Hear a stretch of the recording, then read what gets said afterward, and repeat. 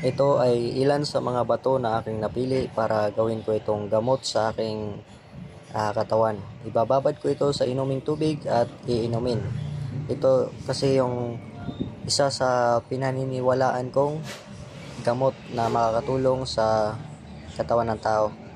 Kasi sa sinaunang panahon, noong wala pa ang mga doktor, ay isa ito sa kanilang mga ginagamit na gamot ng mga sinaunang tao. Ngunit ito ay binabasbasan din para maging mabisa, binabasbasan ng banal na wika ng Panginoon para mas bumisa sa tao. At ang bawat batong ito ay meron itong mga gabay na mga banal na espiritu na namamahala rito o nagbabantay rito. So bawat isa niyan meron yung mga gabay. So ito isa sa aking napili na gustuhan ko na idagdag sa aking panggamot, bato na pula at meron yang kulay blue sa loob. So yan yung mga pinipindot-pindot ko, makikita nyo sa personal niya, maganda siya, meron siya mga blue. So ayan, hindi ko pa kasi ito nabasa ng tubig, kaya ganyan pa yung itsura niya. Pero kapag basahin mo yung tubig, mas lumilitaw yung kulay na blue. Ito tawag na ba dito ay jasper. So pinaniniwalaan ko rin itong makakatulong sa pangdepensa, pangproteksyon at makakatulong din sa circulation ng dugo sa katawan ng tao. Ito naman yung crystal siya, kinuha ko at nakita ko yan sa dagat. Ito naman ay perlas ng Tacloban. Ito yung nahukay sa backhook. Ako mismo ang nakita nito at yan. Yung parte nito na basag, na wala. Ito na yung natira. At ay gagawin ko sana ng kwintas, pero sayang kasi pag babasagan ko, kaya gagawin ko na lang gamot para magamit ko rin.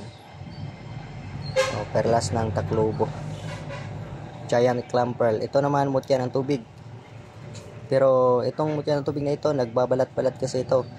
Pag kinikiskisan ko yan ng halimbawa kutsilyo, magiging makinis yan siya, mawawala yung kanyang balat-balat. May balat kasi yan eh. Yan naman ay ito, tawag namin dito pandakaking puti, o tawag naman ng iba nito banawog o pasumbalik, bato balisong. Yan yung mga ilang tawag sa kanila. Pasumbalik yan sa mga lahat ng klaseng masamang mahika o mga masamang witchcraft na atake ng mga masamang tao, masamang espiritu o demonyo. Yun naman yung hawak ko, may maganda yung bato, no? May blue. At ito naman yung nakita ko nung bago lang. Ito naman yung aking meteorite. So ang meteorite na ito ay hindi magnetic kasi merong iba't ibang variety ng meteorite, depende sa kung saan siya lugar na bumagsak o nakuha. So ito ay hindi siya magnetic na meteorite.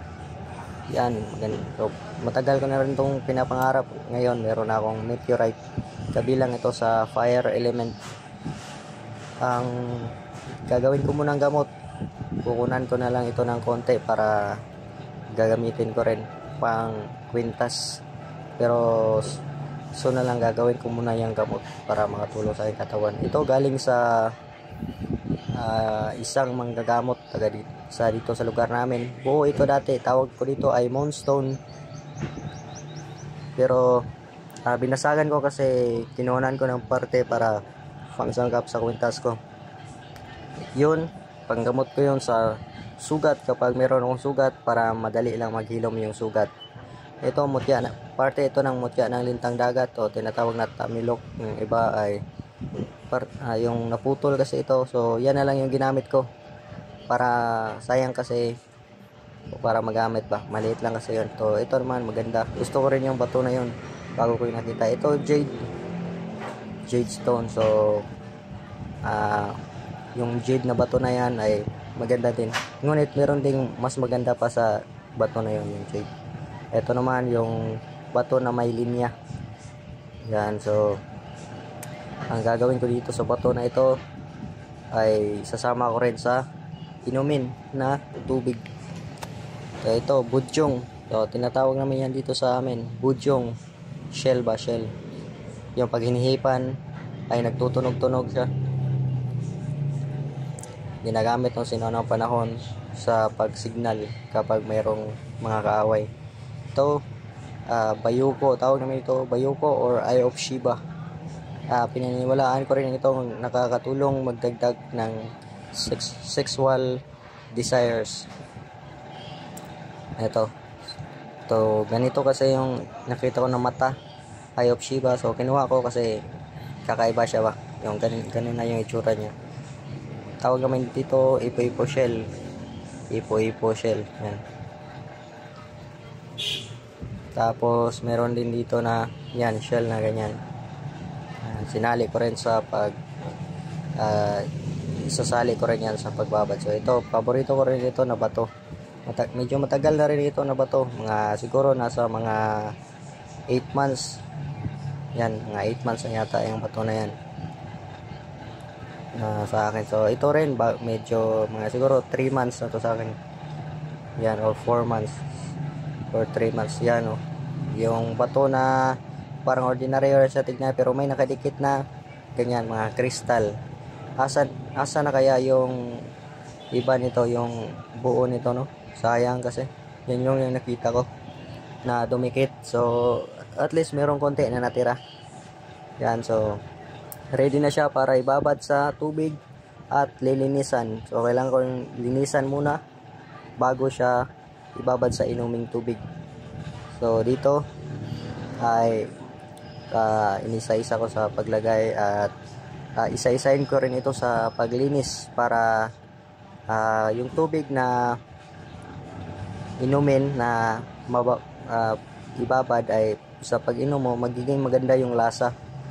So kailangan siya linisan muna ang mga bato na ito para maalis na rin yung mga nakakapit na mga maliliit na mga yung buhangin, mga ganyan, o mga baliit na bato na ordinaryong bato, mawala ba. At yung mga iba pa mga kailangan mga dumi sa bato, mawala. Yan, nilinisan ko, nilagyan ko ito ng pantanggal ng mga bakterya ba, itong tubig na ito. Yun, so binabrushan ko rin ito para maging malinis siya. Yan, so yung kanina gumanda na yung kulay niya kapag ibabad mo siya sa tubig. Makikita nyo dyan, gumanda siya pag ibabad siya sa tubig. So ito yung bulalakaw, ganda, no? Bulalakaw. Tapos meron din dito na mga bato na jasper. Yan. At yung iba ng mga mutyang tubig, kapag ilalagay mo sa tubig ay magiging ganon yung kulay niya. Yan,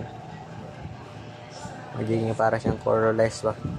Bato yan, solid na bato. Ito naman mutya ng bulalakaw, tawag ng iba ay tektite. Isa rin yan sa magandang gamitin. So ilalagay ko siya dito, maliit lang, parang ano lang ba, parang sa tumbler, pero yun kasi ang lagayan ko kasi para hindi siya mapapasukan ng mga dumi sa loob.